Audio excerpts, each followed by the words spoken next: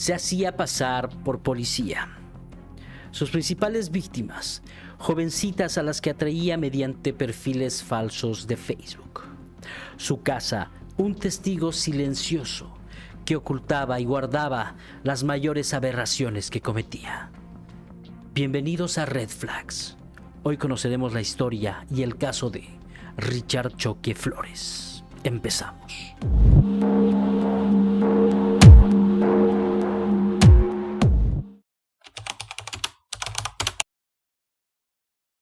Una mujer de 42 años llegó a dependencias de la policía de la ciudad de El Alto, un 4 de enero de 2022. Ella denunciaba haber sido víctima de abuso, perpetrado por un hombre que la había contactado mediante Facebook. El señuelo era una propuesta de trabajo. Ella, al llegar al lugar concordado, rápidamente se dio cuenta que era una trampa. El hombre aprovechó esto para abusar de ella y además intentar extorsionarla para pedirle dinero. Ella felizmente logró escapar y hacer la denuncia. La policía capturó a este hombre y sacó a la luz la verdadera identidad de este. Él se llamaba Richard Choque Flores. Las investigaciones destaparon una gran maraña de corrupción, donde se vieron implicados abogados, doctores y jueces, además de la rabia, la indignación de todo el país.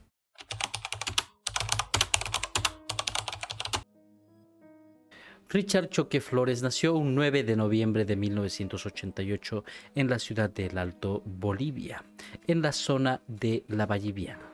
Hijo de una familia conformada por el padre, que era policía, la madre, que era profesora, y la hermana. De pequeño tuvo una vida bastante normal. Se lo veía andar por el barrio junto con su madre. Lastimosamente, y a muy temprana edad, más o menos alrededor de los 4 años, Richard sufrió la pérdida de su padre, quien falleció asesinado mientras trabajaba. Esta pérdida y destrucción de su núcleo familiar causó un grave impacto en el joven Richard, que comenzó a tener actitudes extrañas que su madre no podía controlar. Richard era un niño que casi no tenía amigos. Uno de los pocos era su primo por parte de padre, llamado Fidel, con el cual convivía los fines de semana. Y se dice que era una relación bastante normal, pese a tener un par de años menos que Richard. En la adolescencia, Richard se inscribió en la escuela militar. Hasta el momento se desconoce la razón por la cual él decidió desertar de esta institución. Una vez que volvió a su hogar y retomó el contacto con su primo, este le manifestó interés en inscribirse en la escuela militar. Richard aceptó ayudar a su primo, ya que tenía algo de conocimiento con la institución. Además, que le dijo que le ayudaría con el entrenamiento previo y con el papeleo necesario para que pudiera entrar sin ninguna dificultad. Para ello, su tía le entregó $5,000 para cubrir cualquier tipo de gastos. El 19 de mayo de 2011, Fidel se despidió de su madre para encontrarse con su primo Richard en El Alto y así viajar a la escuela militar en Cochabamba. Esta fue la última vez que Fidel habló y vio a su madre. Después de ello, Richard era el único contacto que tenía la madre para saber qué pasaba con su hijo.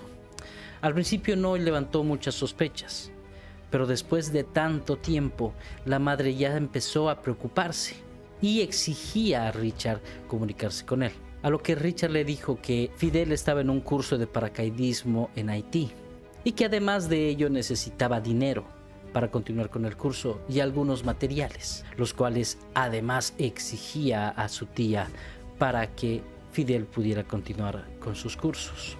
Toda la situación era bastante sospechosa, y más aún tras conocerse de un delito grave en el cual estaba involucrado Richard, como el principal sospechoso del homicidio de una joven de 20 años.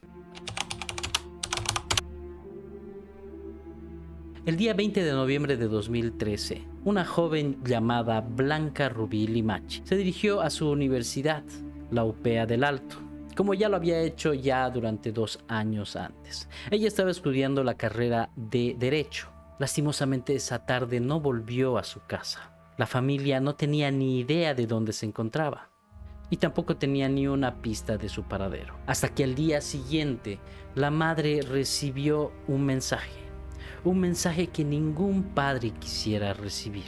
En él le informaban que su hija había sido raptada y que para poder recuperarla debían cancelar $20,000, suma que para la familia era exorbitante. No contaban con los recursos necesarios para poder entregar esa cantidad de dinero. Además, que el captor había hecho hincapié en que si recurrían a la policía, él mataría a Blanca. Él mataría a Blanca. La señora Nancy, madre de Blanca, sin dejarse asustar o amedrentar, fue y recurrió a la policía para intentar recibir ayuda. Y se comenzó con la intensa búsqueda de la joven. Las autoridades descubrieron que Blanca había sido contactada por un hombre llamado Mauricio Terán. Esto a través de Facebook. Mauricio Terán le había ofrecido a Blanca ayudarla a ingresar en la escuela militar.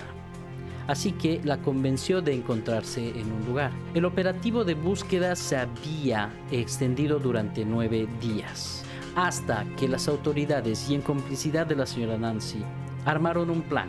El plan consistía en hacerle creer al captor que le entregarían los $20,000 en un lugar público, dentro de unas jardineras, para que al momento de que él fuera a recoger el dinero, la policía pudiera capturarlo.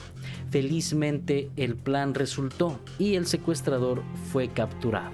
Lo primero que descubrieron fue que la identidad de Mauricio Terán era falsa. El verdadero nombre del secuestrador era Richard Choque Flores, que en ese momento tenía solo 25 años. Los efectivos, sin perder más tiempo, se dirigieron a la casa de Richard, que se encontraba en la zona de la Vallivian. Una vez ahí, las esperanzas de encontrar a Blanca con vida se disiparon al encontrar el patio trasero, ya que dentro de una fosa y dentro de un saco se encontró el cuerpo de Blanca.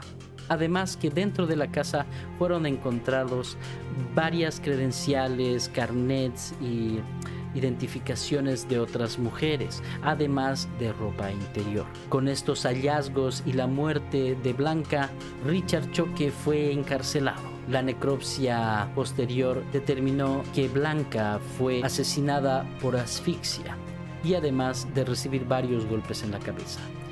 Lastimosamente y previamente fue abusada sexualmente antes de ser asesinada. Por este horrible crimen, Richard fue sentenciado a 30 años de cárcel, sin derecho a indulto ni a detención domiciliaria. Cuando su tía, la madre de Fidel, vio el caso en la televisión, las sospechas y los miedos que tenía alrededor de su hijo se hicieron aún más fuertes. Comenzó a visitar a Richard en la cárcel, pidiéndole, implorándole que le dijera el paradero de su hijo, a quien no veía desde el 2011. Pero Richard solo callaba, no le decía nada a su tía. Frente a esto, su tía decidió denunciarlo como principal sospechoso sobre la pérdida de su hijo. Pero en lugar de que esto perjudicara más a Richard, la más afectada fue su tía, ya que la familia y Richard restringieron las visitas de ella a la cárcel y, no conforme con ello, amenazaron a ella y a su hija de privarlas de la vida si seguían con esa denuncia. En vista de ello, su tía decidió huir de la ciudad para resguardarse y dejar el caso. Mientras tanto, Richard Choque Flores fue enviado a la cárcel de Chonchocoro, donde debería haber pasado 30 años, lo cual no fue así. Los vecinos de la zona valliviana se sintieron tranquilos, por lo menos por un tiempo, hasta que el 17 de mayo de 2021 un nuevo caso volvió a conmocionar a la ciudadanía. Se trataba de la adolescente de 17 años, Lucy Maya. La joven había salido de su casa después del colegio y no había regresado. Había desaparecido sin dejar rastro, hasta que al día siguiente recibieron el mensaje, donde se les exigía una suma de $70,000. Si en caso no cumplían con el pago, el captor acabaría con la vida de Lucy. Y para amedrentar aún más a la familia, envió videos explícitos mostrando lo que le pasaría a Lucy si no cumplían con el pago. Sin embargo, esa cantidad era demasiado alta para la familia. Este mismo caso se repitió meses más adelante, precisamente el 27 de agosto, cuando Iris Maylin, de 15 años, desapareció sin dejar rastro. Y al igual que con Lucy, el captor exigía $80,000 para devolver sana y salva a Maylin. Simultáneamente, la policía recibía varias denuncias de jóvenes, mujeres que denunciaban haber sido víctimas de abuso sexual perpetrado por un hombre que las engañaba a través de Facebook con perfiles falsos. Las citaba en un lugar prometiéndoles trabajo. Sin embargo, este sujeto las esperaba en el lugar con un plan totalmente diferente para ellas. Hasta que a principios de 2022, una de las víctimas logró ir y denunciarlo. Además que la policía ya le estaba siguiendo el rastro mediante la División de Policía Cibernética, la cual estaba a cargo de investigar varios perfiles que se dedicaban a este tipo de mensajes, ¿no? Los bien conocidos mensajes señuelo o publicaciones señuelo. Gracias a estas dos acciones, el 24 de enero de 2022, Richard Choque Flores fue capturado infraganti en un hotel. Uno de los más peligrosos criminales de Bolivia estaba suelto. ¿Cómo podía ser posible si él debería estar cumpliendo una pena de 30 años en Chonchocoro? ¿Cómo podía ser posible que esté libre y cometiendo nuevamente delitos?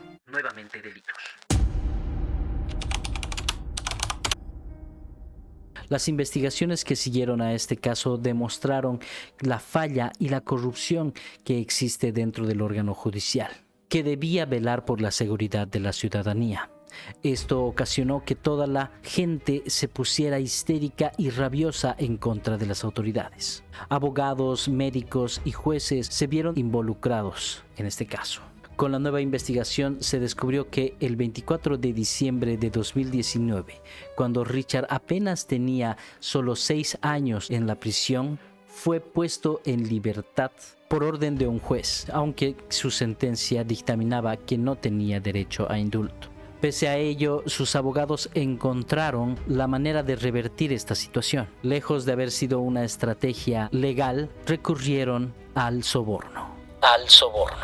Alegaron que Richard Choque Flores padecía enfermedades que comprometían su vida dentro del penal y que por ese motivo debía estar en un lugar donde estuviera a salvo. El médico Freddy Torrejón otorgó un certificado médico falso al acusado, diagnosticando enfermedades como hepatomegalia, hepatosis, gastritis crónica, úlcera péptica, diabetes, alergias y asma bronquial, y que por ese motivo recomendó una excarcelación para un tratamiento diabético y médico especial para evitar un cáncer gástrico. Más tarde, y justo en los días de Navidad, el juez Rafael Halcón respondió al pedido de los abogados, quienes, además de presentar el certificado médico falso, le ofrecieron $3,500 y una botella de whisky en calidad de soborno, para que considerara la liberación del asesino. Así que justamente el día 24 de diciembre de 2019, Richard Choque Flores obtuvo detención domiciliaria por 18 meses. Este regresó a su casa donde compartía vivienda con su madre y con su hermana. Una vez en su lugar de comodidad, se las ingenió para dar rienda suelta a sus crímenes, con los que encontraba satisfacción.